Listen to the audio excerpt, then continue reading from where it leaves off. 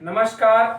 मैं सैयद अख्तर श्री अरविंदो सोसाइटी की ओर से आपका बहुत बहुत स्वागत और अभिनंदन करता हूं। हम आज शिक्षा में शून्य निवेश नवाचार कार्यक्रम ZIIEI द्वारा संकलित एक रोचक व अभिनव नवाचार के बारे में आपको बताएंगे।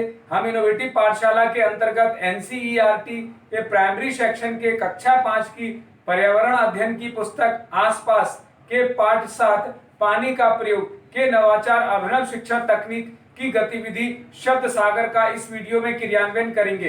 हम आशा करते हैं कि आप इस वीडियो को देखने के उपरांत इस नवाचार तकनीक को अपने विद्यालय व कक्षा में अवश्य लागू करेंगे। इस पाठ को ZIIEI के कई नवाचार गतिविधियों से पढ़ाया जा सकता है, परंतु आज हम इसे शब्द सागर से समझेंगे।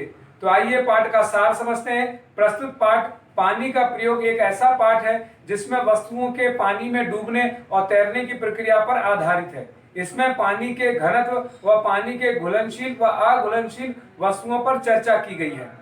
नवाचार की नवीनता को यदि देखा जाए तो इस नवाचार में छात्र अपने सहपाठियों के साथ मिलकर पाठ का पुनः अध्ययन करते हुए इस गतिविधि का आनंद लेते हैं और अपनी शब्दावली बढ़ाते हैं तथा अभिव्यक्ति की कला और लेखन शैली का भी विकास करते हैं।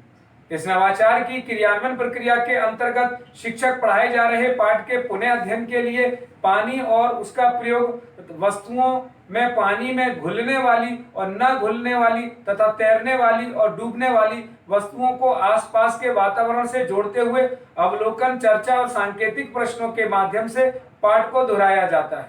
इस नवाचार की क्रियान्वयन अवधि को यदि देखा जाए तो इसे लागू करने के लिए 20 मिनट का समय लगता है। पूर्व प्रबंधन के लिए शिक्षक एक छोटा बॉक्स, रंगीन चार्ट पेपर, एक स्केच पेन की व्यवस्था करते हैं तथा कुछ निर्देशों का पालन भी करना पड़ता है। जैसे गतिविधि कराने से एक दिन पूर्व ही छात्रों को पाठ से संबंधित नए शब्दों, वाक्य और कहानी, कविता, समाचार और मन की बात वाले शब्दों को पर्ची पर लिखकर लाने के लिए कहा जाता है।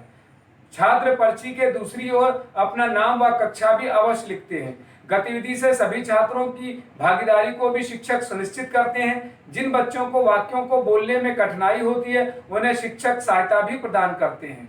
आइए अब ये समझते हैं कि इस नवाचार को किस प्रकार से लागू किया जाता है।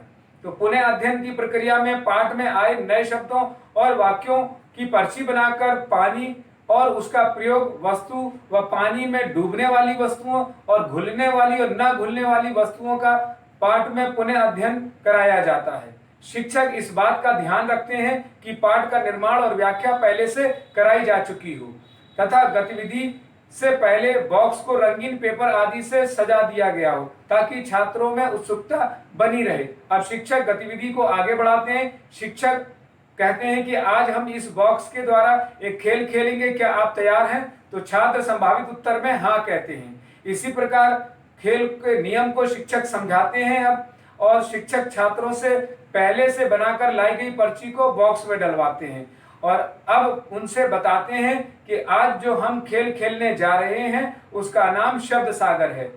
अब एक छात्र को आगे बुलाया जाता है और बॉक्स से पर्ची को निकलवाया जाता है और छात्र जो पर्ची को निकालता है बुलंद आवाज में उसे पढ़ता है। आइए इसे एक उदाहरण से समझते हैं। जैसे छात्र ने पर्ची निकाली और उस पर लोहे की कील शब्द लिखा है तो छात्र लोहे की कील शब्द को बोलेगा और बताएगा कि लोहे की कील पानी में डूब जाएगी।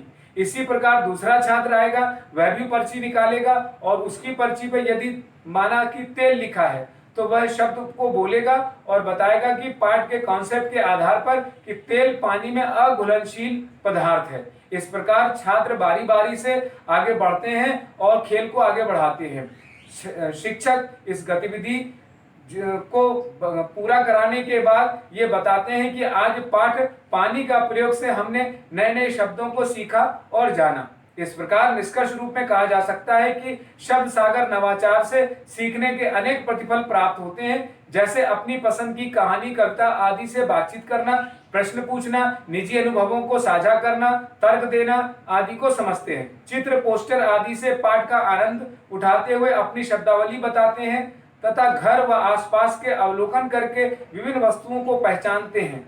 वर्ण, अक्षर व ध्वनि आदि से अपनी भाषा को बोलने की समझ भी विकसित करते हैं।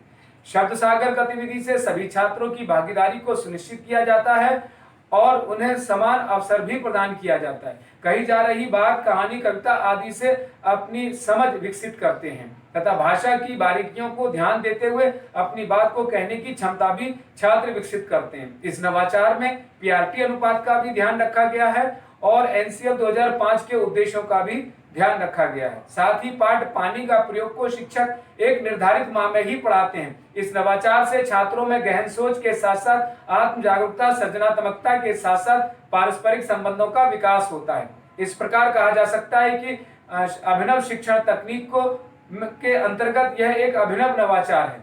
यह नवाचार आपको कैसा लगा? हम ऐसे कई दिलचस्प नवाचार आपके लिए लाते रहेंगे। आपसे अनुरोध है कि आप हमारा YouTube चैनल सब्सक्राइब जरूर करें। अगर इस वीडियो को आप फेसबुक पर देख रहे हैं तो हमारा फेसबुक पेज लाइक करना न भूलें। नीचे दिए गए लिंक पर जाकर इनोवेटिव पाठशाला ऐप को भी डाउनलोड कर सकते हैं। इस वीडियो को देखने और लाइक करने के लिए आपका बहुत बहुत धन्यवाद।